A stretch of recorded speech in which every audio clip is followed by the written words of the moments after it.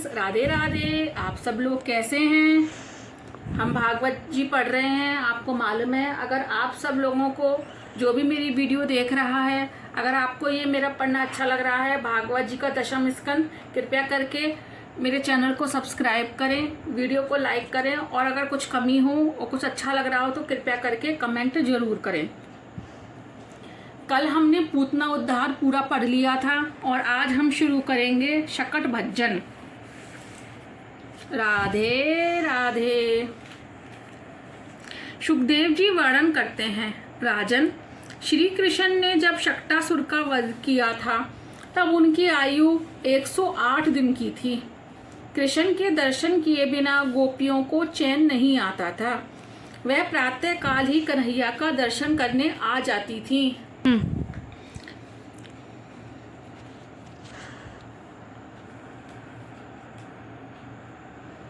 गोपियां कन्हैया को देखकर आत्मविभोर हो जाती हैं। एक ने कहा, सोया हुआ कन्हैया कितना सुंदर दिखाई देता है। एक ने कहा, लाला के केश कैसे घने सांवले हैं। दूसरी ने कहा, उसकी उंगलियां कैसी कोमल हैं। तो एक गोपी ने कहा, लाला के चरण ऐसे कोमल हैं कि पखारने का मन होता है। एक गोपी लाला की आंखों की बातें करने लगी तो दूसरी अधरोष्ट की लालिमा की। ये बातें गोपियां नहीं, भक्ति कर रही है। गोपियां तो भक्ति मार्ग की आचार्य हैं। कृष्ण के सभी अंगों में दृष्टि को स्थिर करना भी भक्ति है। भगवान का स्वरूप चित्त हृदय में उतारो। जब तक भगवान के स्वरूप से आसक्ति नहीं हो पाती तब तक संसार की आसक्ति से छुटकारा नहीं मिल पाता। गोपियां कृष्ण की ही बातें करती थीं, कथा सुनती थीं। कृष्ण लीला में, कृष्ण कथा में जगत की विस्मृति हो जाती है। भगवान कहते हैं, जो व्यक्ति उनका भजन और सेवा करता है उसके प्रति उन्हें बड़ा स्नेह हो जाता है। जब यादवों का विनाश हुआ था तब कृष्ण की आंखों से आंसू की एक भी बूंद तक नहीं टपकी थी। लाला के करवट बदलने पर अंग परिवर्तन नाम का उत्सव मनाया जाए। परमात्मा को घर में पधारने के बाद हमेशा उत्सव करते रहोगे तो वह हमेशा तुम्हारे घर में रहेंगे। भगवान का स्मरण भी सारे दिन करते रहो। उत्सव के दिन प्रभु सेवा में देह भान तक भुला देना चाहिए। इस दिन अपनी आंखों से प्रभु प्रेम की व्याकुलता में अगर 2 बूंद आंसू भी ना गिर सके तो उत्सव मनाना व्यर्थ ही है। केवल रिश्तेदारों को ही नहीं, गरीबों को भी भोजन दो। गरीबों को संतुष्ट करने से प्रभु प्रसन्न होते हैं। सच्चे साधु सन्यासी को भी भोजन कराना। स्वयं भी भोग उपयोग करते रहने के बदले जरूरत वालों को भी कुछ न कुछ देकर पुण्य प्राप्त करते रहो। जब ईश्वर का हमारे हृदय में प्राकट्य होता है तभी उत्सव ही है।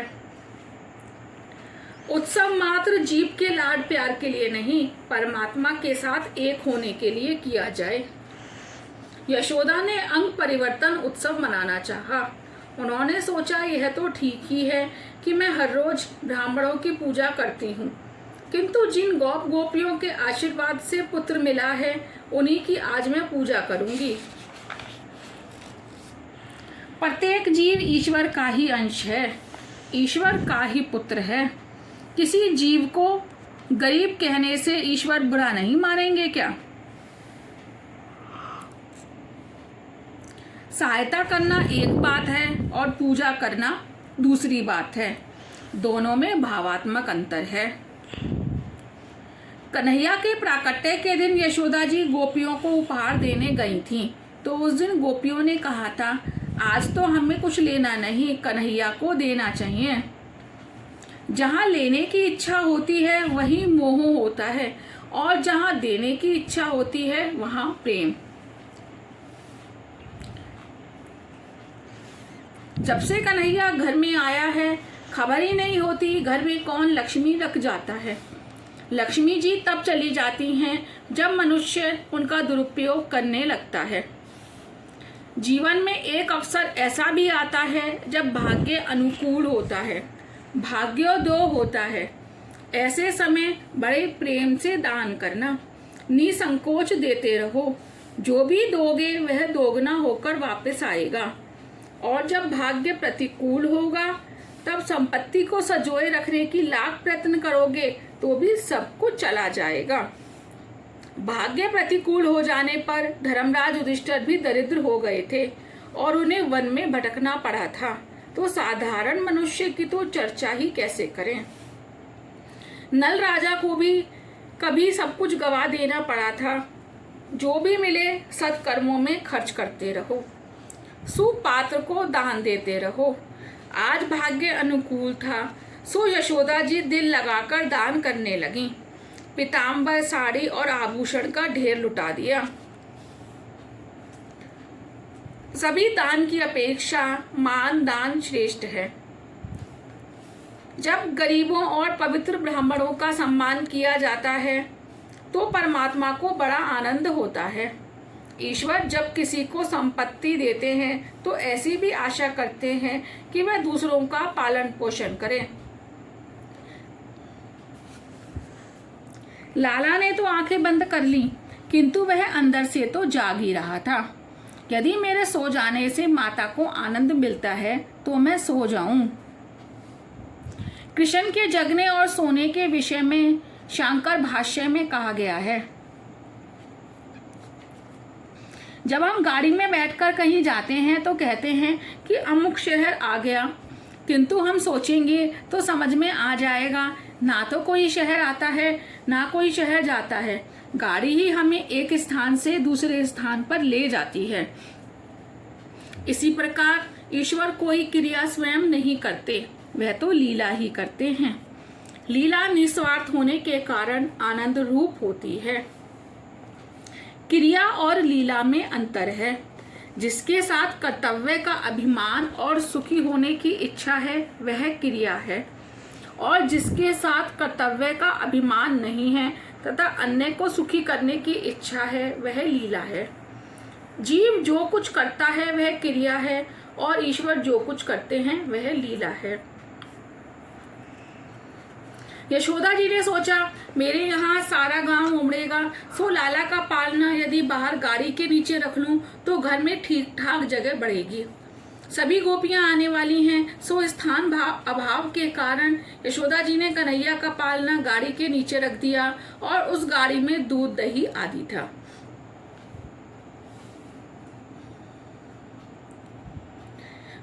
इधर बाल कन्हैया की नींद उड़ गई। कहाँ है मेरी माता? वह उत्सव तो मेरा मना रही है, जबकि मुझे यहाँ आंगन में गाड़ी के नीचे रख छोड़ा है। उत्सव के दिन भी भगवान को बुला देना ठीक नहीं है।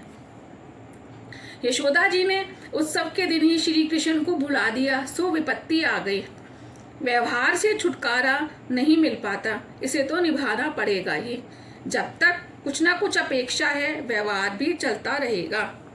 व्यवहार को छोड़ना तो है ही नहीं और व्यवहार पालन कोई अपराध भी नहीं है, किंतु मात्र व्यवहार ही निभाए रहना, व्यवहार में बन जाना, व्यवहार में भगवान को भूल जाना अपराध है।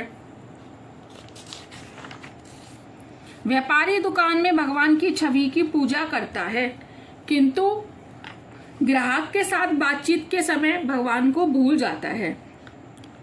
वह ग्राहक को ईश्वर की उपस्थिति में ही ठगता है। वह ग्राहक को 5 रुपए की वस्तु 25 रुपए में बेचता है और फिर कहता है तुम मेरे जाने पहचाने हो, सो मैं बिना नफा कमाए ही बेच रहा हूँ। लेने वाला सोचता है यह दुकानदार पहचाना हुआ है, सो मूल कीमत में माल दे रहा है। ग्राहक बेचारा क्या जाने असली भाव का अर्थ। व्यापारी तो दूसरा ही कह रहा है। दुकानदार का मतलब है तुम गिरोगे और मैं तर जाऊंगा। गोपियों को सम्मानित करने में यशोदा जी श्री कृष्ण को भूल गईं। कई लोग ऐसे हैं जो उत्सव के समय ठाकुर जी को ही भूल जाते हैं। घर में कामकाज करते समय भी दृष्टि ठाकुर जी से ही लगी रहनी चाहिए। जब कोई मेहमान हमारे घर पर आए तो उनको प्रसन्न करने के लिए हम उनसे बार बार बातचीत करते रहते हैं। अन्य सभी कामकाज करते समय भी हमारा ध्यान तो मेहमान से ही लगा रहता है। तब तो ये ठाकुर जी हैं, उनके आगमन पर हमारा मन और ध्यान उन्हीं के साथ ही लगा रहना चाहिए। जीते जी सेवा की समाप्ति करने वाला व्यक्ति सच्चा वैष्णव नहीं है। गोपियों का सम्मान करने में यशोदा जी ने लाला को भुला दिया तो उसे बुरा लगा। लाला ने मजाक करने की सोची, वह रोने लगा, किंतु माता को सुनाई ही नहीं दे रहा था। वह हाथ पांव हिलाता हुआ रोने लगा। रोते रोते उसने गाड़ी पर पूतना का भाई शक्टासुर आ बैठा। शक्टासुर अपनी बहन पूतना की मृत्यु का बदला लेने के लिए आया था। कृष्ण ने सोच लिया यह शक्टासुर भी कंस की कठपुतली ही है। लाला ने जोर से गाड़ी को एक लात लगा दी तो गाड़ी उलट गई। दूध दही आदि सब कुछ जमीन पर बिखर गया और शक्टासुर भी गाड़ी के नीचे दबकर मर गया। यह ऐसा भांजा है जो कंस मामा के सभी खिलौनों को तोड़ फेंकता है। गाड़ी उलट गई तो बड़ा धमाका हुआ। सभी दौड़े हुए आए। बालकों ने बताया कि लाला की लात ने इस गाड़ी को उलट दिया है।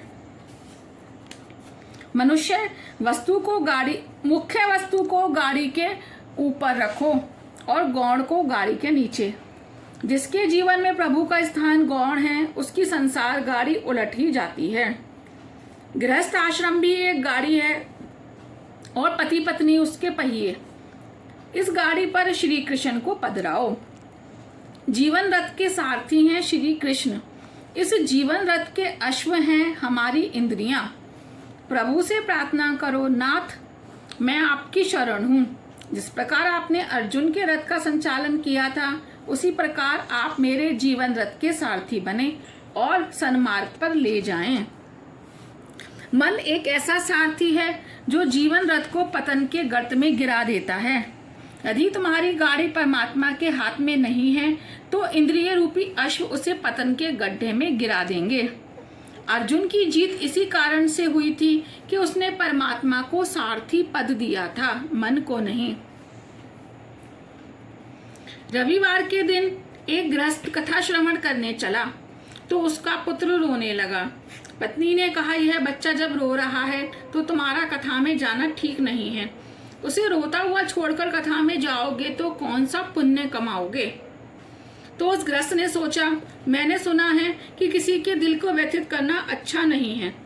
मैं यदि कथा में जाऊंगा तो मेरी पत्नी को दुख होगा। उसने ऐसा सोचकर कथा में जाने की बात छोड़ दी। अच्छा होता अगर वह सब घर में रहकर विष्णु सहस्त्र नाम का पाठ करते, किंतु उन्हें याद आया अमुक फिल्म का यह अंतिम सप्ताह है। कथा तो रोज रोज होती रहेगी किंतु यह फिल्म तो चली जाएगी और वे सब कथा में जाने के बदले फिल्म में जा बैठे।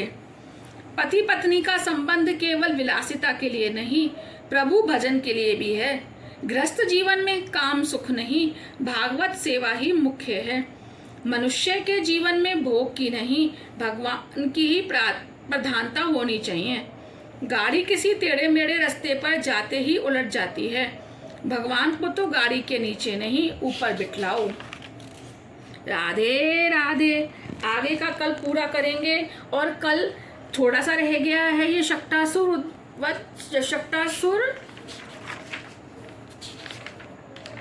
शकट भजन और कल शुरू हो जाएगा हमारे बीच में ही तृणाव्रत उद्धार। राधे राधे। ध्यान नहीं